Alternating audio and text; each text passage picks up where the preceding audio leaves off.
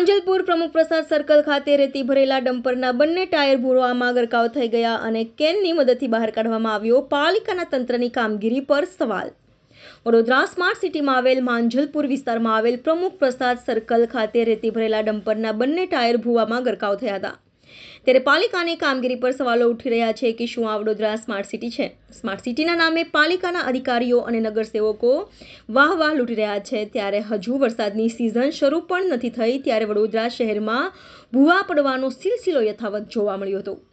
ત્યારે વડોદરા શહેરમાં માંજલપુર વિસ્તારમાં આવેલ પ્રમુખ પ્રસાદ સર્કલ ખાતે રેતી ભરેલા ડમ્પરના બંને ટાયર ભૂવામાં ગરકાવ થયા હતા.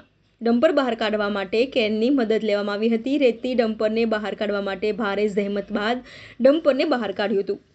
ગત સમયમાં સીસીટીવી કેમેરા માટે લાઈન નાખવામાં આવી હતી, પરંતુ કોન્ટ્રાક્ટર દ્વારા યોગ્ય પુરાણ ન કરતા આજે રેતીનું ડમ્પરના ટાયરો ભૂવામાં ગરકાવ થઈ ગયા હતા.